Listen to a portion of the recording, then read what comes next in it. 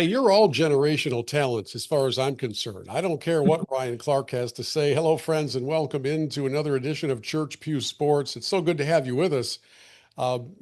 We spend some time during the week in between episodes looking for unique sound bites, but ESPN's Ryan Clark has been on quite a roll lately. We'll talk about all those things in the football world, the sports world, and we may even touch on what's happening in the real world at some point. Bill Hobson here, Pastor Paul Miller, and I are doing this one together just like we started. We're going back to our roots here at episode 186 or something like that. How are you?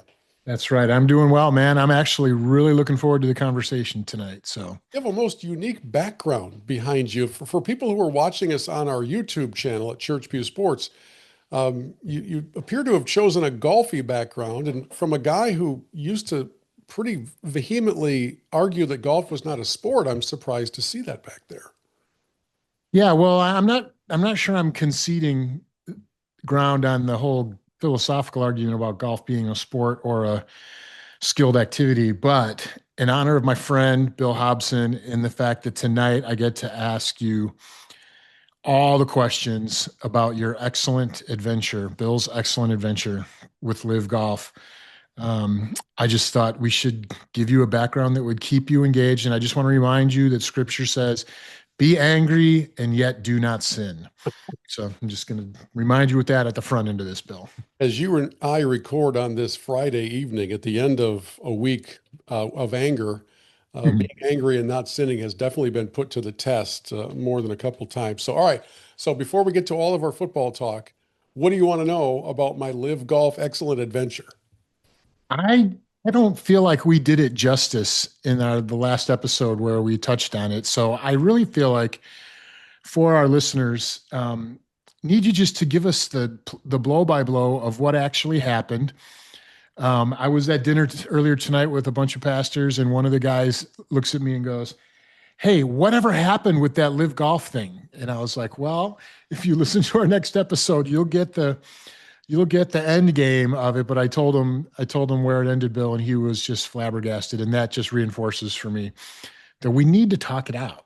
All We right, need well, to give you, we'll talk it out. So, and by the way, I'll put a link in the podcast notes, both in the audio form and on YouTube, to the story that USA Today did on this. If you're thinking this might just be a little in-home deal, it started off so innocently. So, yeah, for those of you who don't know, for 26 years now, I have hosted a program called Michigan Golf Live. It's TV and radio and podcast and all those things. And we've been blessed. We travel the world, we show off great golf destinations, and we also cover events. And so I've been a fairly outspoken critic of Live Golf, not because it competes with the PGA Tour. I don't care about that at all. I think competition is healthy for all of us, but because of its source of funding. I've just had a problem with the human rights abuses of the Saudi regime, and for them to come in and just throw generational cash at some of the more popular players at the time on the PGA Tour to lure them over to this new idea.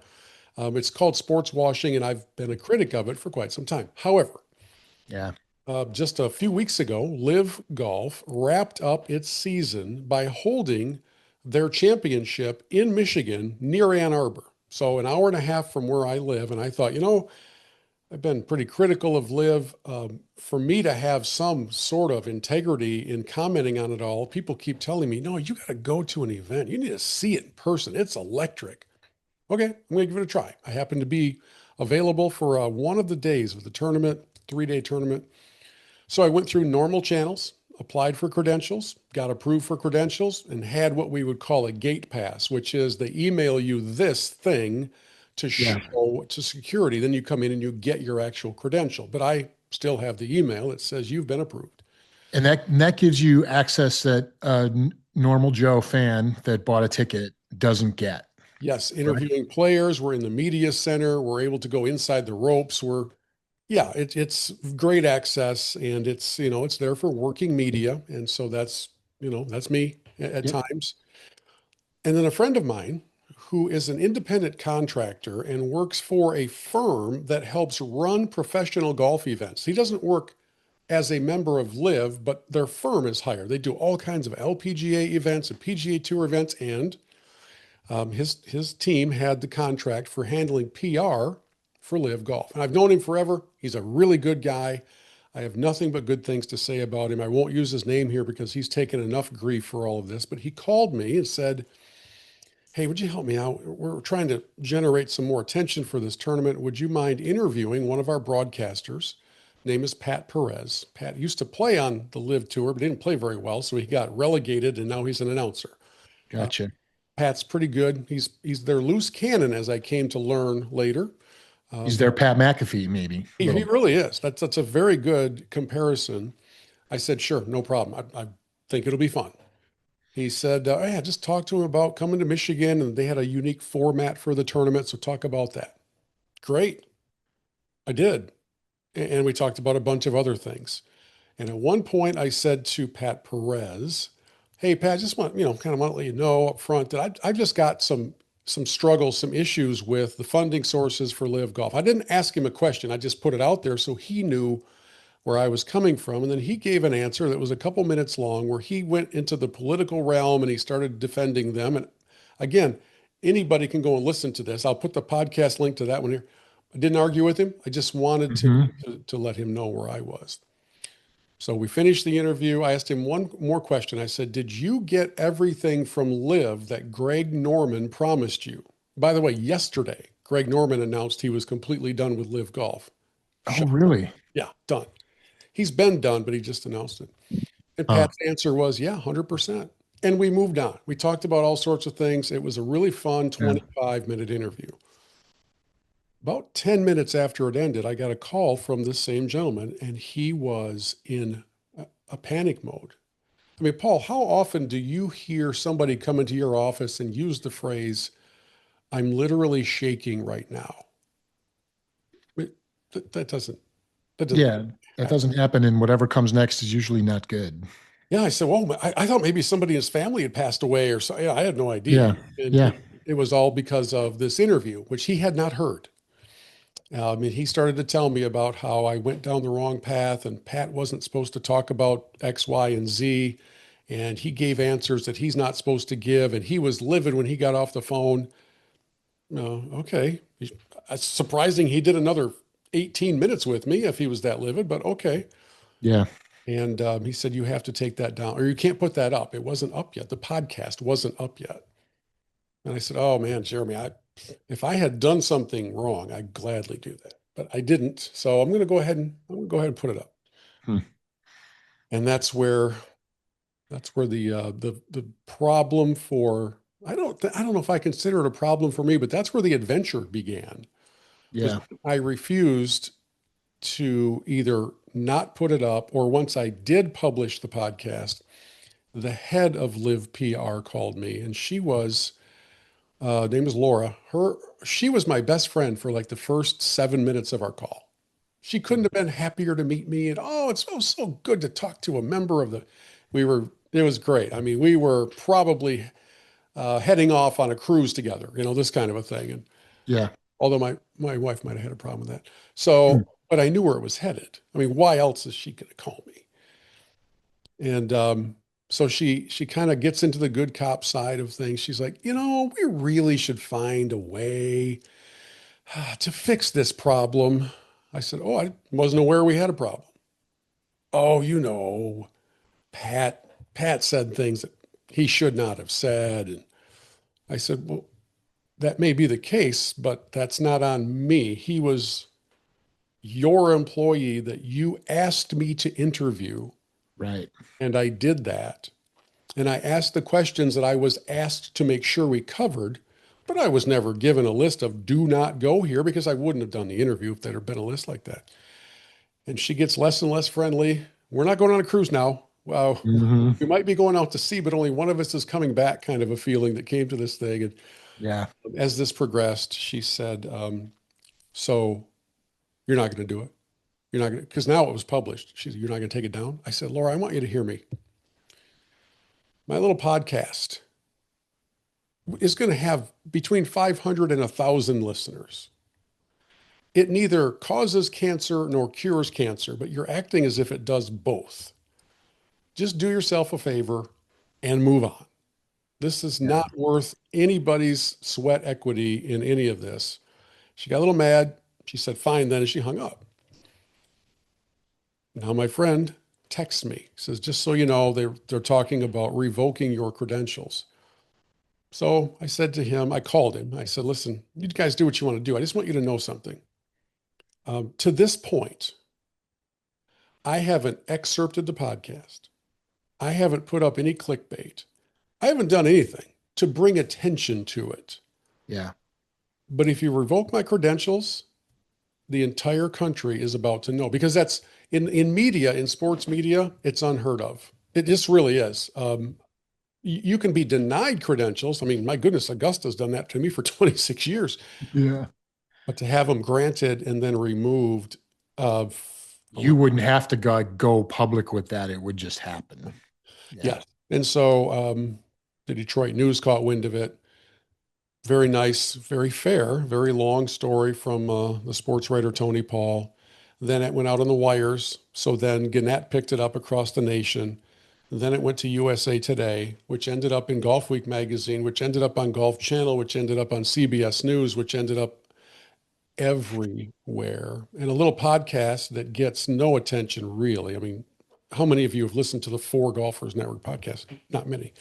Um, it it's exploded, that particular episode and then the YouTube explanation. Because I went on YouTube, I just sat in front of a camera like this and I just told this Yeah. story for about 10 minutes and then I played the interview. And yeah, so we're well into the 500,000 kind of impressions that have come out of all this. And my biggest concern is that the gentleman who I do really like, I don't want him to get fired. And I've been trying to follow up, even earlier today, follow up and text him and just say, are you okay? Because it's a few weeks removed now. All the mushroom cloud is dissipated. Mm. But that's the story. And I have heard, Paul, from journalists I've never met who have reached out with lengthy and very kind, encouraging messages, both in email form and social media DMs. I have a professor of journalistic ethics contact me from Ball State or Bowling Green, one of the two, and ask if I would consider speaking to his student. The things that have come out of all of this are really surprising.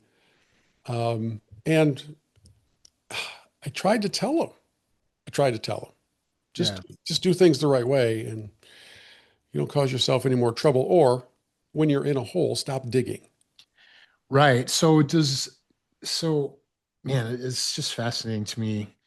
Um, it's a rare thing to have a sports entity reach out to a reporter or whatever. I don't know if you would call yourself a reporter, but reach out after and say, hey, we're not happy with the product here. Can you modify it or not post it or publish it or whatever? That's a semi-rare thing. Yeah, there are lots of instances of not in my world because I mean you've known me for a long time. I'm not a clickbait guy. I didn't Right. trap Pat Perez into something. I didn't bait and switch the whole. I mean, it was just a conversation. There are a lot of writers, especially, who once their final story goes public, find themselves on the listening end of a screaming phone call from some PR agency. That does Sure. happen, but they still don't have their credentials pulled, right? They're just all Yeah. of a sudden in some sort of a doghouse. But I don't do event coverage as the main lifeblood of Michigan Golf Live. We do it because there's so many events in the state of Michigan.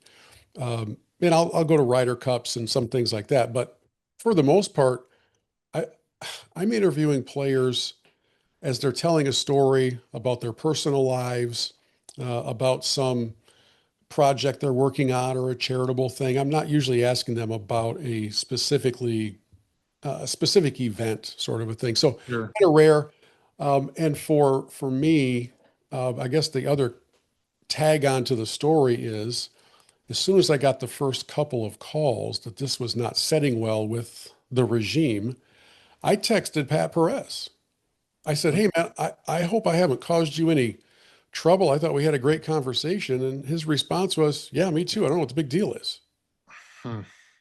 Was there any point along the way where well, I know you pretty well, and I know that you always want to do the right thing, right? And I'm guessing that in the world of sports journalism, the right thing would be not allowing somebody who's gotten a little sideways to dictate to you what you post. Was there any point along the journey where that little discernment voice was going off in the back of your head going, oh, maybe I should just take it down and be done with it? Yeah, I thought about that. And I really, as I told them, said I really didn't do anything outside the boundaries of what you asked Right. me to do. And they constantly said it was his answers that were the problem. And as I told this lady named Laura, I said, well, don't take this the wrong way, Laura, but that's a you problem. Yeah, you're yelling at the wrong person. Yeah. And well, she said, well, he's our flamethrower. He's our loose cannon. I said, well, then why would you offer him to me to do an interview? Well, because that's what we love about Pat. I said, well, then that's what I love about Pat. We're all in agreement, but we weren't. So, yeah, I did think about it. And especially when my friend was calling me repeatedly and texting me about how his career could end, about how his heart is racing, all of these things. He's a little bit frail. I mean, I don't say that Sure. disparagingly. He is just kind of a high-strung individual in general. And so I just got him on the phone. I said, I want you to hear me. I think the world of you. You're great at what you do. There is no job on the planet worth you using the phrase, I'm literally shaking right now. There's no job. Yeah. There's no contract. There's no nothing. So just take a deep breath, and you're going to be okay on the other side of all this. And that's when he said, well, they're thinking of revising your access. And I said, oh, Yeah. could you define that for me? He said, well, you wouldn't have any. I said, well, that's not really revising. You got to admit that's actually revoking, and that's It's a what. pretty heavy revision. Okay, so I'm totally going to put you on the spot here Yeah. just to wrap this. If there's a 3-minute message to be had from this whole adventure, right? We have a doozy of a 3-minute message coming up at the end of this podcast episode that I can't wait for everyone to hear. And it's kind of outside the box for us a little bit. But if there's anything that to be learned from your Bill's excellent live adventure, right? Like, is it finding the right hills to die on? Is it don't let people make their mistakes your problem, or what? Like, what would it be for you from this whole thing? I was asked kind of a different variation of that in one of the, I can remember which one, interviews that I did. And I said, know who you are.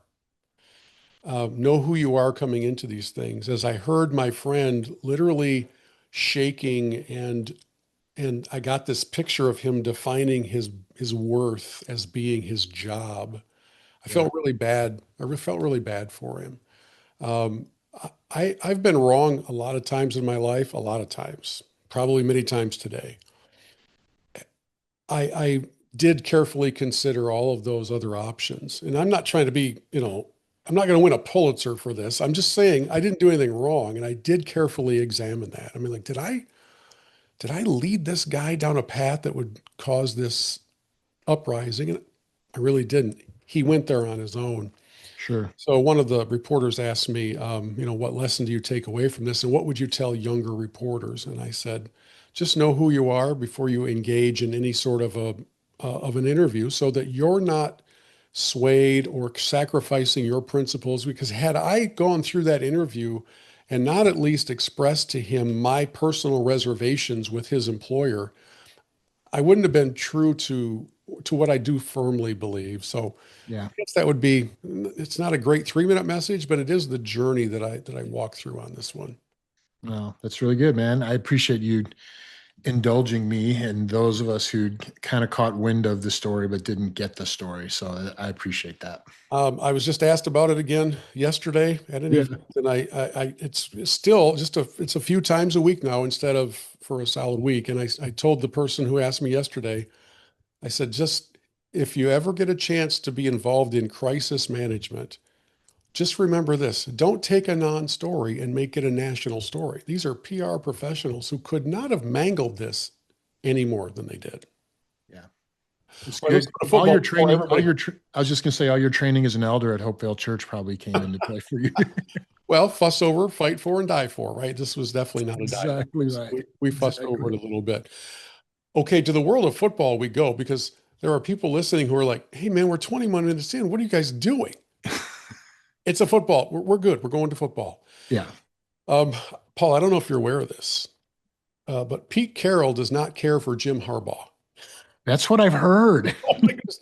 So there's a game week press conference because I believe that the Chargers or Raiders are playing this week. And Pete Carroll is asked, this is a quick bite, but he's asked about his affection for Coach Harbaugh. I'm not trying to make it anything that's not, but what's your fondest memory of this rivalry with Jim Harbaugh?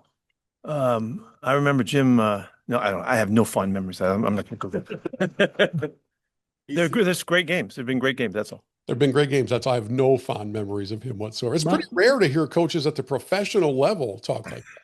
Yeah, I was gonna say, man, Pete, don't poke the bear because Harbaugh's a lot of things, and he's not a lot of things. But one thing he is a quick-witted, sharp-tongued guy when someone puts a microphone in front of him. And so, just be careful what you ask for, I guess. That was such a bizarre moment, but he was being real. So you'd rather have that than say, I have respect for every coach in this league when you don't, because they have some history. Yeah, they do. Yeah, that's really funny. Okay, your Bears and my Lions both need a win this week. Right? I mean, there was no way the Bears should have lost that game that they lost. No, don't get me going. Well, you can get me going. Yeah, Yeah. they should So not have lost the game. you were texting during that game and just talking about how I'm going to hold my powder right now. It's building up inside of me. What do you want to get out? I got my cathartic live story out, and I'm still staring at a live background. So, what do you want people to know about the Bears' experience from week one? Okay, well, I'm really going to personalize it because all things considered, the Bears looked better Yes. than like the bar is so low as a Bears fan that I should be pleased with the fact that they had a pulse and they were competitive. But I don't know. This thing happened, Bill. I told you about this earlier. There's this thing happened at 9:09 p.m. Central Time. So I'm watching the game. I got a text Yeah. from I'm in a group text with two of my friends. I won't out them publicly, but I will say they're both Oh, you should. pastors. We should They're call both them. pastors at Hopevale Church in Saginaw, We should Michigan. be calling them on the air right now. But Yes. okay. And they're both diehard Bears fans as I am. And at 9:09 p.m., I got a text that said, feeling very encouraged right now. And I'm going to read to you the rest of the text thread. Okay. Feeling very encouraged right now. And by the way, none of these texts are from me. It's my two buddies going back and forth and back and forth. And by the way, just so we can kind of take some innocent parties out of the blast of the shotgun, this is not Josh, right? These are two guys who have never been on this podcast, as far as I know. One of them has once. These are two pastors from Hopevale Church in the Great Lakes Bay region of mid-Michigan Texting who happen to also be Bears fans. I'm very encouraged right now. I'm super concerned about Caleb Williams' mid to long range game. He's missed on a lot of those. True, but at least he's got time to throw. If we don't generate a score on this drive, I'm going to be very nervous, more so than I already am. Yep. This is exactly what I was worried about. Also, our running game is abysmal. Complete collapse, horrible. I'm absolutely livid on the inside. If by some miracle we pull out a win, I'm still going to be mad. This is unacceptable, unbelievable. Throwing up emoji, another throwing up emoji. Ben Johnson's decision-making has been terrible in this last quarter. Sad, week one, but no doom. Absolutely gutted. Sad face emoji, sad face emoji. Here's the thing. Bears fans, Yeah. if you're going to text in those types of threads, don't send them to me because what happened at 9:09 the other night, the Bears they gave the game away starting at 9:09 p.m. It was almost to the minute. And it happens every stinking time that one of these two guys texts our little group of three Bears fans. And I am not exaggerating or being hyperbolic. I could go back and show you example after example. The most prominent being last year when they were playing the Commanders and the exact same thing happened. So I love you guys. Just don't text me during the Bears games. And what I'm trying to figure out is what's appropriate sports fan protocol, because these two guys But are I was good. just going to ask you, what's etiquette? What do you want as part of this thread? What do you want to see on your phone during the game? Nothing. I don't want to see anything on my phone during the game. I turn my phone off when the Buckeyes are playing because those games really matter to me. Sure. So what I want is after the game, if the Bears win, then let's text back and forth for the next 2 hours about all the amazing things that just happened in the game, but not during the game because it's uncanny. And I know I know there's all kinds of people right now listening to me going, Paul, you don't know You what. text during the game. You text as it goes. It's a thread for that reason. And Paul, do you really think that your text thread is the undoing of your team? And my answer to them is yes. Clearly. I do, because there's evidence repeated over and over. So that's me. Overall, I thought the Bears looked good. I thought Caleb Williams showed promise. I think once they figure out how to not have a offside or a illegal procedure call every other offensive play and get some of the other stuff figured out, they're going to be fine. And they were really shorthanded on defense. They had a bunch of players hurt in their secondary, and all those things contributed to it. And they had a shot at winning the game. So that's the glass half full for me as a Bears fan. I mean, even though they coughed it up and lost to JJ, I do think that your Bears looked better in week 1 than my Lions did against the Packers. Now the Packers are really good. I mean, we got to put that on the record, but so I don't have any level of unrealistic confidence heading into this matchup at Ford Field coming up this weekend. Interestingly, for the first time that I have heard, the Lions' new defensive coordinator, Kelvin Shepard, is doing press conferences now, like a DC will do during the week. And he was asked by a member of the media who was trying to kind of dig a little bit at the horrendous performance of the secondary against the Packers. And Kelvin might become my new favorite soundbite guy. How much are you just looking forward to the chess match that this Sunday is going to be? I'm looking forward to seeing our players respond off of a loss. I could care less who's calling the plays, who's over there, what's the scenario, what the media wants to make this out to be. We are coming off a loss, ladies and gentlemen. I'm looking forward to seeing not only our players, but our coaches respond coming off of a loss. That's what I want to hear. That's like Dan Campbell with a different accent. That's what I don't hear any excuses. In fact, he's not quite done yet. The guy's fully loaded. Looked like Kirby bit down on an over route there. Kirby did exactly what he was supposed to do. So he has the ability to kind of ad-lib. Kirby did exactly what he was supposed to do. In case you missed with the structure of the defense. On the big play. How can Terrion defend that better? By learning by previous mistakes. You guys been around here. We got the exact same play at San Francisco last year.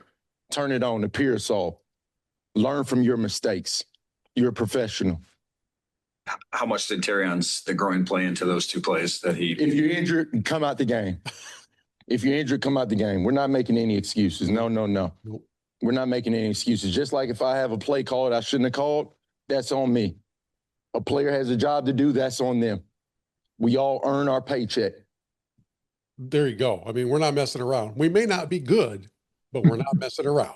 He sounds like a coach. Okay, so I heard an amazing stat, and I hope I got this right. Jared Goff, for his career, is 0-19 in games where his offense, the guy calling the plays for him was not Sean McVay or Ben Johnson. 0-19? 0-19. That's not a good record. They were talking about, did the Lions look that bad because of the turnover in the coaching staff? Is that the root of the problem? I don't know if I'm ready to say that. I mean, you probably would have a much more informed opinion than I would, but 0-19 is 0. There's some room for improvement in there. I do think that timing is off and that kind of thing. The offense looked horrendous. I think part of it is a function of never playing a starter in the preseason. Yeah. And I don't think the Lions were the only team dealing with that sort of mess, but you could tell, and I'm not advocating for playing games in the preseason because then you go and get your guy hurt. But it was the timing was not there. The crispness was not there. And let's face it, Ben Johnson now lives in Chicago, and he's a great play caller. He's just a great play caller, and it's going to take some time to adjust to that. I think in my text threads during the game of the Lions opener, most of us were asking if the Lions and the Wolverines were now sharing the same offensive coordinator. They both seem to have the same zest for running the ball up the middle and then just going 3 and out. So we shall see. They say that in football, the biggest improvement every team makes is between week 1 and week 2. And We've got to hope. I guess both Chicago fans and Detroit fans are wondering who wins in that equation if that holds true. Yeah. College world has been off to an interesting start, right? So your Buckeyes are good. They are really quite good. As the Grambling coach, Mickey Joseph, is very well aware, asked about his team's prospects against the Buckeyes. Well, first of all, they got a great band. Got a great They band. have a great band. We're gonna compete as a band. But I'm just joking right now. We understand what we're getting into. We understand what's gonna happen. We understand the it's not balanced in the scholarships, it's not balanced. What they have resources wise, what we have resources wise. We all know why we're playing the game. So we have a great band. They have a great band. We're going to compete as bands, but we all know why we're here. So he leaves the obvious unspoken. And like Michigan's playing Central Michigan this weekend. It's not the same because Ohio State Grambling is a wide disparity. Yeah. But this is payday weekend for a lot of those smaller programs, right? They're never going to host this game. They're always going to travel. Yeah. They're going to come away with a check that will, by and large, fund their athletic department for the better part of, a season, one would think. But they're going to get pummeled. Hopefully not injured, but they're going to get pummeled.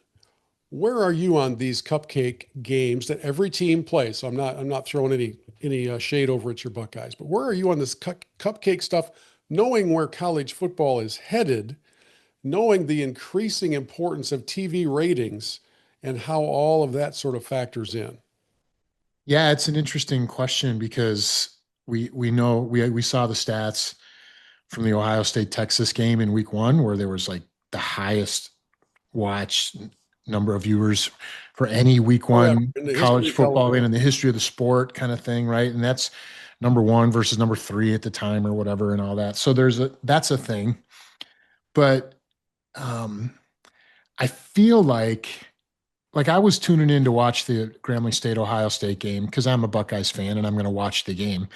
But it almost felt like I was watching the Bears in the preseason or any NFL preseason game where I wasn't overly concerned about the outcome. And in this case, it was probably because it was pretty clear that they were going to boat race them, and their second and third team guys were scoring at will as well. And they could have picked a number and all that other stuff. And that should have been how the game played out, which is what the coach is talking about. I actually am okay with it. I wish there was consistency across college football to where you don't have some programs playing the big matchups in the first couple weeks of the season and other programs playing directional schools or FCS schools or whatever, those kind of games. But for me, it was very different. It almost felt like watching, like I said, an NFL preseason game or maybe the Ohio State spring game. I'm watching all these players get 2-3 quarters worth of action, players that I'd never seen play before, but I'd heard about them. So as a Buckeyes fan, I'm interested in watching them, and all that kind of stuff. So I don't know. But I just wish it was the same. I wish everyone had the same philosophy. Then it would be an even playing field, which will never happen. No, it probably won't. Although somebody this week, and I'd gladly give credit if I could remember who said it, made a suggestion that they just treat these games, they move all of the cupcake games to a preseason. Right. So the games 1, 2, and maybe 1, 2, and 3, depending on how long the schedule is going to go for these student athletes, you just treat them as exhibition where no rankings are put out. Nobody's changing where they're ranked, and you just treat them like that. Your stadium will still be filled with people who want to come to a game, and then you can get into the real season. Those schools can still make their revenue, but it's not inserted into the heart of the season, because you'll have some teams. I think Alabama's famous for playing a non-conference tiny school like near the end of the season every year. So like after their bye, they come back and play Little Sisters of the Poor. And it just doesn't make sense. That happens throughout the SEC right before their rivalry week. Like Alabama always plays a cupcake right before they play Auburn. It at the just end of means the season. more. It just means more. It just means more. So, by the way, it means a lot more to Alabama fans, especially a lady named Susie. Are you familiar with Susie's take on the state of Alabama football? I have not heard this. Susie was standing outside of what looked to be a convenience store when a reporter with a microphone was doing a story about the $2 billion lottery. I don't know if you call it Lotto, Super Bowl. I don't know what they call it. So he asked Susie, "What would you do if you won the lottery?" I tell you exactly what I'd do with the first 70 million. I'd pay off Kalen DeBoer and get him the heck out of the University of Alabama. And then I'd take whatever else it took to get rid of the AD. So I'd give him a church money. I don't know how much of what I'd have, after I paid my taxes. I would give my church money. And I'd pay my taxes. But I'm going to start by getting rid. That's actually really funny. That's kind of awesome, actually. That's a fantastic quote. There's another one too. Let's circle back to Ohio State and Grambling. One of the things that Ryan Day is good at, except for when it comes to Lou Holtz, is respect and honor of those who have gone before. Now, he has a problem with Coach Holtz, but he doesn't have a problem with the legendary Grambling coach Eddie Robinson, who you talk about a pioneer at small school, HBCU, college football. And it was pretty cool to hear Ryan talk about how important, I don't want to jump into you're that guy, but I think I just did accidentally. You just did. Yeah, it's okay. So here he is talking about his respect and admiration and what he wants his team to learn about the legend that is Eddie. History at Grambling. Spoke about Eddie Robinson and, talked about his experience of listening to Coach Robinson at a clinic. And after that, he realized he wanted to coach and the impact that he made on so many people, but also the game of football. And, Coach Robinson and Grambling, are a big brick in, what is college football now. And a lot of guys on our field that, the game, certainly the game wouldn't be where it is right now without him and without Grambling. So I think it's important for our guys to know what's come before. We talk a lot about tradition at Ohio State, and Grambling has a great tradition as well. Yeah, it's really well said. Yeah, it's super classy. I when I heard that, I was like, that's awesome. And at the beginning of that soundbite, he was talking about Larry Johnson, who's an older coach on his team who was mentored by Eddie Robinson. And so just very cool. Very, very cool. In many ways, with all the coaching trees at both the college and the professional level, you end up finding so many connections to guys that you didn't think ever knew, maybe didn't even know each other. And here it turns out they came from the same lineage as it goes. Yeah. Coaching, whether it's Eddie Robinson or in basketball, the Coach K coaching tree, and some of these legends. Saban, of course, has an incredible pedigree, as it were, in the world of coaching. And so for Day to make sure that he pays homage to Eddie's is pretty cool. I think that's kind of the opposite of Pete Carroll and Jim Harbaugh's thoughts on each other. Kind of.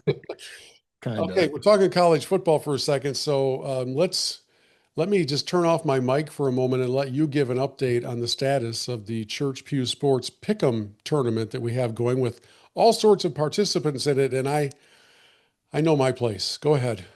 Yeah, we have our annual tradition here at Church Pew Sports where we've expanded it this year, and we have 8 different people participating in our Pick'em competition. And I think we have an equal number of Michigan slappies as we do Buckeye slappies. And so that's good. It's a little more equitable. That's good. But we're doing it a little differently this year. We're not taking time on air to make our picks. You guys are all just sending them to me ahead of time, and we pick 5 games every week. And David Collins continues to lead the way with his bold predictions, and he continues to kind of pass it off as like he's making them on the fly and not really thinking about it. That's entire research department. It's like Moneyball at his place. It's so not true. That's all he does is sit at home and crunch Google numbers stuff. Yeah. And so he's, I'm a little excited because he and I picked the same games this week. We both picked Tulane in the Eric Mensa Bowl against Duke. We both picked Tulane, and he and I both picked Tennessee. And the rest of you guys and gals all went against us. So it'll be interesting. We got the Duke Tulane matchup. We got the backyard brawl between Pitt and West Virginia. We'll find out if West Virginia is really as bad as they seem like they might be. And then I was reading on ESPN today, and they were talking about 3 different schools that are on early season. Is it time to panic yet? Watch. Oh boy. Notre Dame, Clemson, and Georgia. 3 of the games that we all had to pick. Yeah, they're talking about those are 3 schools that if they take another loss this weekend, it's time for them to panic, which I think that's a little bit hyperbolic when you talk about Georgia. But I get it with respect to Clemson and even Notre Dame, after losing to Miami last week or whatever it was. So going into week 3, David Collins is leading the way, and somebody that might have recently lost his LIV credential is in the cellar. So not coming out anytime soon. My week performance was awful. Yeah, but Bill, you and I have picked against each other in 4 of the 5 matchups this weekend. So there could be a changing of occupancy in the cellar, depending on how this weekend plays out. I'm gonna hire a moving company to bring my couch upstairs, and I'll pass you guys as you're coming down if things go as they do. Good stuff. How about we save your mascot attack for your that guy, and that'll replace the one that I jumped ahead and did the spoiler alert on. And we will. That means nothing to any of you just yet, but it will here in a couple moments. First, though, holy discontent. It's time to blow off some steam. Get it off your chest. Rant about what's most bothering you. I got a lot of problems with you people. Now you're going to hear about it. It's time for Holy Discontent. Take it away. Yeah, my holy discontent this week revolves around the whole NFL and Sao Paulo, Brazil experiment, the week 1 game between the Chiefs and the Chargers. The only thing that was fun about that game, and I'm going to sound like a wild hypocrite right here, was the texting that was going back and forth between me and some of my buddies from fantasy football. Fantasy football is in a different category because nobody's really rooting for their personal team in that. But we were all commenting on what we thought of the production and the way they tried to present the whole NFL and Sao Paulo thing. So, Bill, I have a test for you. I posted a little poll to the members of my fantasy football league, and I asked them what was the worst part of the NFL and the Sao Paulo experiment, and I'm going to ask you if you can guess what the answer was. Here were the choices for all the guys. Rich Eisen, Destroying, who was the YouTube influencer guy that was on the sidelines and clearly knew nothing about football. The halftime show, we'll just like Nick Jr. meets the Olympics opening ceremonies, crazy thing that it was, or the national anthem, which was somewhat unrecognizable. Those were the options that the guys had. What do you think was the runaway winner of the worst element of the NFL in Sao Paulo? I watched a little bit of it. I have no idea who Destroying is. I didn't watch any halftime. I didn't see the anthem. I'm going to go out on a limb and saying that my Wolverine brother and Rich Eisen was the runaway winner. Rich is pretty good at hosting a talk show, but play-by-play, it's not good at all. He had one good line about Harrison Butker, and that was about it. It was rough. So I'm guessing Eisen. You're absolutely correct. Do you think he was just rusty, or do you think he doesn't have those tools in his toolkit? Probably both. I was surprised that they threw him on that game, given the platform importance for YouTube to get into live sports, right? Because it was free for everybody and pretty big deal. Not that they're going to go broke, but it seemed like a high enough profile thing that they might borrow somebody from another one of the networks. Right. But I think NFL Network produced it, and so that's probably why he ended up there. But that was good. It was not good. Who did color commentary with him? Was it Kurt Warner? I think it was. I think it was. It wasn't good though. No, it was unlistenable in many instances. So yeah, that was it. My holy discontent is anonymity on social media. I would be all in favor of everybody on every platform with a social media account having to do some sort of identity verification, or even better yet, charge them $1 a month and then you'll get rid of all of the fakes and the eggs and the no, because at the end of this week that has been in America, Yeah. so it's just been vile. But it's largely, not always, but it's largely been vile from people with no identity on their profile. And just my holy discontent is keyboard cowards who hide and really, boy, they really, really need to look in a mirror and assess what's deep in their hearts. So that's my holy discontent. We'll talk more about that in the 3-minute message. Right now, this minute, today, this week, I am the man. All right. So I am excited to share with all of you my that guy for this week, which is when we give a shout out. I'm giving a shout out to Rufus, the Bobcat, and Brutus Buckeye, because Ohio State plays Ohio University, I think it is, this weekend. The Ohio. And it's the Ohio. It's the 15-year anniversary of when Ohio came into Columbus to play Ohio State. And the mascot from Ohio, the Rufus, the Bobcat guy, decided he was going to attack Brutus, the Buckeye, during the band entry. And then again, after they separated him, he kind of doubled back around and attacked him again. And it was quite the little ruckus, and the cops had to haul him away. And 15 years later, Ohio University fans are still talking about it. So I found this little conversation where some sports network thought it was a good idea to find the two guys who were actually in the mascot costumes that day and ask them to recount what their experience was like. And they kind of go back and forth, and it's just great. I noticed him getting closer and closer. And my thought is, oh, okay, he's trying to mess up our entrance. It was a very intense moment because I knew about 100,000 people there were going to hate what I'm about to do. And I'm not supposed to do it. You see Rufus coming up to you here, and then what happens? Yeah. So we're bracing for impact. So boom, hit. I kind of try to get an arm up on him. I had to let go of the flag. I kind of just try to shove him down.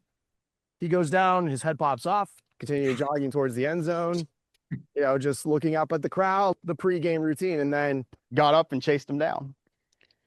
That's some detailed play-by-play right there. That's so great. This is what makes college football awesome. It's like the Pat McAfee college game day piece where he's just kind of right on the edge of out of control. And I love like the lead into that interview. They were talking to the guy, Rufus, the Bobcat guy, and he goes, I was just thinking to myself, I'm going to Ohio State University. When am I ever going to have an opportunity like this? I'm going for it. And I'm like, absolutely, you should. Well done. Well played. You think he's been dining out on that for about 15 years, telling the story over and over again? He's probably going to like the little dives, coffee shops and everything else on the campus of the Ohio University. Are you the guy? Yes, I am. Are you the guy? Yes, to me. Can I have my free hamburger? Thank you. Yes. Okay. Oh man. Mascot etiquette is probably worth an episode unto itself. We just have to find a mascot who's allowed to talk. That would be helpful. Exactly. I'm going to roll that guy into our 3-minute message. Homer, I'd like you to remember Matthew 7:26. The foolish man who built his house on sand. And you remember Matthew 21:17. And he left them and went out of the city into Bethany, and he lodged there? Yeah. Think about it. We will think about it. We've been thinking about a lot of things this week. And here on Church Pew Sports, Paul, this is episode, I think, 186. We've done a lot of these together. Mm-hmm. I don't recall recording an episode at the tail end of a week quite like this one before. And so we present this podcast as the toy box of life, generally speaking, as an escape from the headlines and from the news. But it's almost impossible to do that this week, not really because of one person's death, but just because of what seems to be the crescendo of chaos and violence that has just permeated throughout our nation. There's been tragedies everywhere you look. And the most notable, of course, would be what happened with Charlie Kirk and the young man who's now in custody. In watching all of this, and in case you're wondering, no, I'm not about to go off on a political rant. I could, but I'm not going to. Instead, I cannot say strongly enough how impressed I have been with the composure and the eloquence and the wise, calming words of the governor of Utah, Spencer Cox. I know nothing about him. I mean, I know he's a Republican. I don't know anything about his politics. I don't know anything about his faith background. I don't know anything about him. But you and I both know, Paul, that so often through a lot of years, in moments sort of like this, the politicians are clamoring for microphone and camera time because it's their time to posture and to position themselves and to be the grand spokesman for this moment and the gravitas and all of that. This guy doesn't come across that way. I mean, like I said, I don't know him at all. But earlier today, so we're recording on Friday, September 12. Earlier today, moments after the suspect was apprehended, there was, of course, the long press conference with law enforcement and the FBI director, and then the governor closed it out. And he went for 9.5 minutes. I watched the whole thing earlier, and I was so moved and so touched by the things he had to say. I've grabbed an excerpt from it. I'm going to play, it's about 1:20, I think. We'll play that. And then on the other side of it, just have a couple of thoughts to close things out today. So this is Utah Governor Spencer Cox. To my young friends out there, you are inheriting a country where politics feels like rage. It feels like rage is the only option. But through those words, we have a reminder that we can choose a different path. Your generation has an opportunity to build a culture that is very different than what we are suffering through right now. Not by pretending differences don't matter, but by embracing our differences and having those hard conversations. I think we need more moral clarity right now. I hear all the time that words are violence. Words are not violence. Violence is violence. I want you to look at how Utahns reacted the last 2 nights. There was no rioting. There was no looting. There were no cars set on fire. There was no violence. There were vigils and prayers and people coming together to share the humanity. And that, ladies and gentlemen, I believe is the answer to this. We can return violence with violence. We can return hate with hate. And that's the problem with political violence, is it metastasizes, because we can always point the finger at the other side. And at some point, we have to find an off-ramp, or it's going to get much, much worse. I mean, yeah.